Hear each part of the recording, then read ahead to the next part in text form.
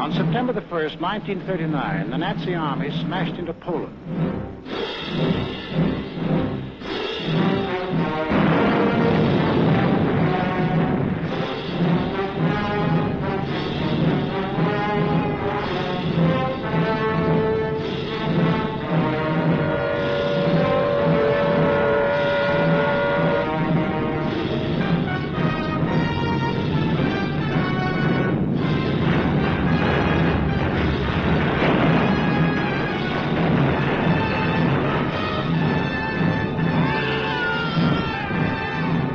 England and France had a treaty with Poland.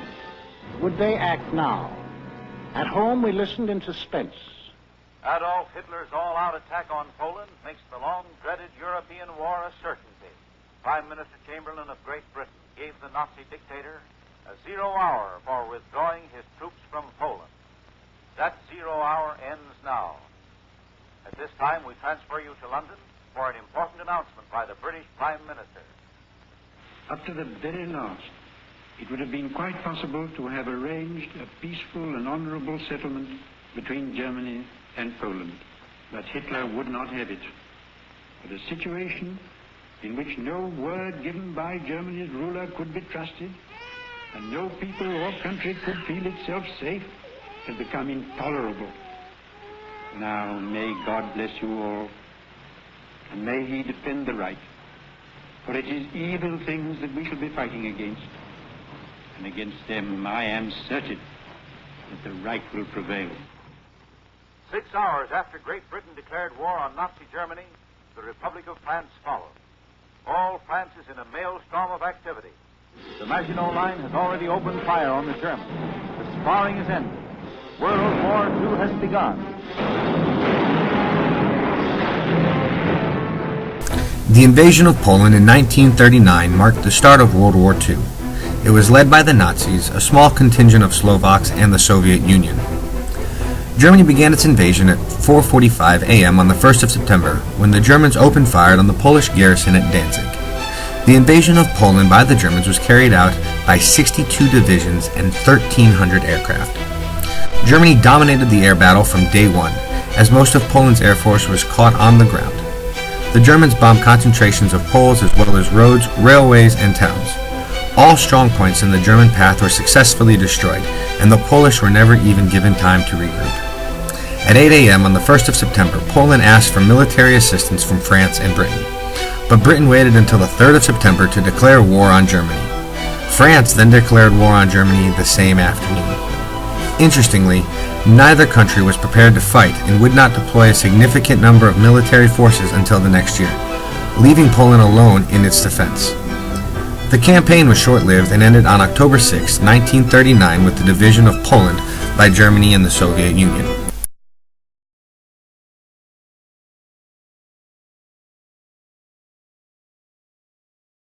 On Sunday, December 7, 1941, Japanese warplanes had attacked the U.S. naval base at Pearl Harbor. The next day, responding to the devastating air raid which killed over 2,400 American sailors and wounding another 1,000, the United States declared war on Japan. The bombing of Pearl Harbor surprised even Germany. Although Hitler had made an oral agreement with his Axis partner Japan that Germany would join a war against the United States, he was uncertain as to how the war would be engaged. On December 11th at 3:30 p.m. Berlin time, the German charge d'affaires in Washington handed American Secretary of State Cordell Hull a copy of the Declaration of War.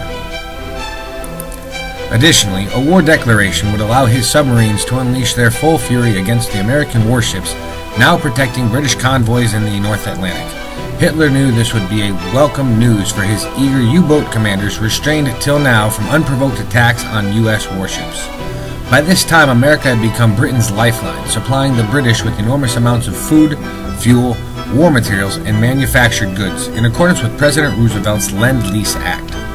Roosevelt, as the U.S. Commander-in-Chief, therefore directed nearly 90% of America's military resources towards the defeat of Hitler, and not Japan.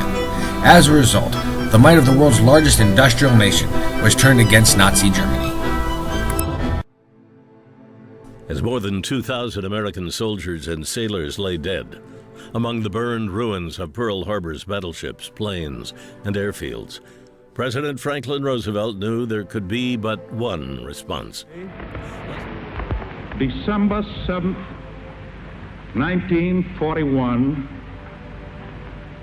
a date which will live in infamy. The United States of America was suddenly and deliberately attacked by naval and air forces of the Empire of Japan. Less than 24 hours after the attack on Pearl Harbor, President Roosevelt addressed a joint session of Congress, an impassioned oratorical display that demanded a declaration of war against Japan. No matter how long it may take us to overcome this premeditated invasion, the American people in their righteous might will win through to absolute victory. Within an hour of the speech, Roosevelt had his declaration of war. The President's signature speeds our total defense, energies, and resources to all-out victory. 3 days later, Germany and Italy declared war on the United States.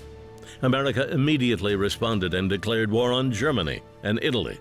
Across the country, young men raced to recruiting stations, while civilian defense efforts kicked off in every town and city. Everyone readied for the sacrifices that would soon accompany total war. Hollywood's most famous movie stars leave the film capital to help the government sell war bonds. Irene Dunn, Ronald Colman, Hedy Lamarr, Greer Garson, all part of a contingent of some 50 screen celebrities giving their time and talents to aid the national war effort. The home front would witness a rapid transformation. Hollywood became a major propaganda arm, driving the culture, producing piles of movies promoting the war effort. Don't kid yourself. The doc says I'm in perfect shape. That's the stuff, Harry. Stick around. I'll be right with you. You mean you're joining up? Well, sure. They can't keep me out now. Next! Meanwhile, the labor force welcomed all able-bodied workers, most significantly women, famously represented by Rosie the Riveter. Hands starting machines, hands pulling levers, hands grimy with oil and grease, hands doing intricate jobs, hands working for America. Women's hands. From machining to shipping, women have so efficiently played the dominant role in making this turbo supercharger that American aviators today are able to fly higher and faster than their enemies. These girls are proud to have a share in making possible aircraft performance unequaled anywhere in the world. By early 1942, the United States implemented a rationing system, everything from rubber to gasoline, butter and bread. Yes, ladies and gentlemen, it is a horrifying fact that waste, sheer, needless, unforgivable waste, accounts each week for more than 2 million loaves of bread. Bread that is ammunition as vital as bullets in this war. Leisure time was slashed dramatically as well. Hardly an ounce of effort was spared for the battles that raged in Europe and the Pacific. We are now in this war. We're all in it, all the way. Every single man, woman, and child is a partner in the most tremendous undertaking of our American history. But not all Americans would join in that partnership.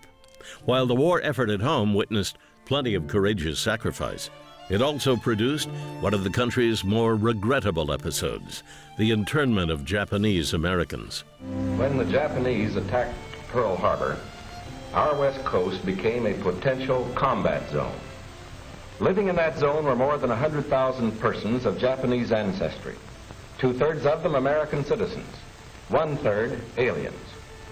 We knew that some among them were potentially dangerous. In the earliest days of World War II, President Roosevelt signed an executive order forcing all people of Japanese ancestry to evacuate the West Coast and relocate to one of 10 internment camps for the remainder of the war. On December 8, 1941, the United States joined a war that by nature would take its ugly turns, but ultimately severed a gruesome evil. 4 long years later, life in America and around the world would never be the same.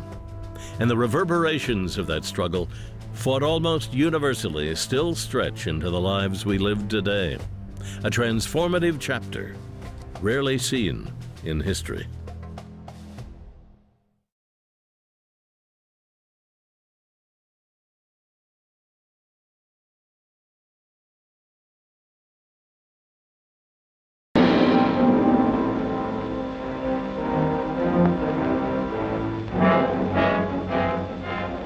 For weeks, things moved in secret to the eastern seaboard. Rails and highways hummed with endless eastbound processions of the military. Equipment, supplies, personnel. Carload by carload, trainload by trainload. It rolled unnoticed into the east. Nobody saw much of it. Nobody knew what was happening. It was a secret. And the secret was being kept, even while American troops poured into the waiting transports in the harbors of the east, and docks and wharves overflowed with a stream of American goods of war. Across the Atlantic, British factories were also jamming up rail lines and wharves of England with British tanks and guns. Vast preparations were underway, but in secrecy. The world didn't know it.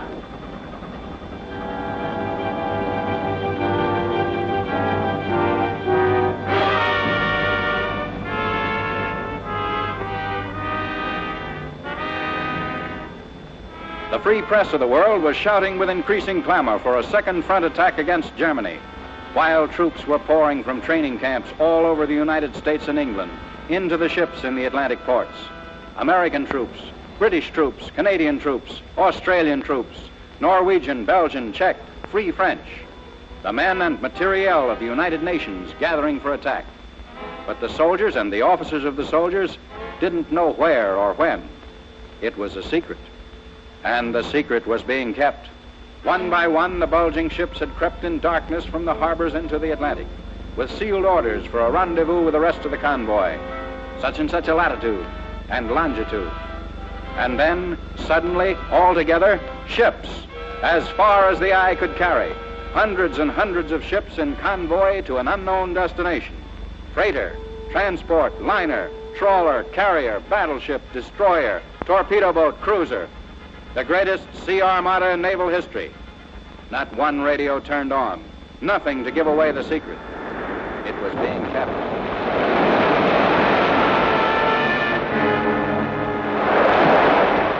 Just 2 weeks after Pearl Harbor, in Washington, this vast strategy had been formulated. President Roosevelt had created the plan. Prime Minister Churchill heartily endorsed it. And together in the dark days of late 1941, the two Allied leaders discussed their strategy. To General George Marshall had gone the job of preparing the operations. And in England in April, he completed arrangements with Britain's Prime Minister. Dwight Eisenhower, now Lieutenant General, became commander of the new European theater. To General Mark Clark, the job of training U.S. troops in England. 10 untiring months after its formulation, the massive convoys nosed in silence toward their Gibraltar rendezvous. And yet, only a small handful of Allied officials knew what was coming. Scores of thousands of Allied troops en route to the attack, armed and supplied. And yet, a secret from the impatient world. The secret had been well kept. Aboard the packed transports, as troops organized in games to keep fit, they knew they were part of something big, some major action. That was obvious. There was suspense and anticipation.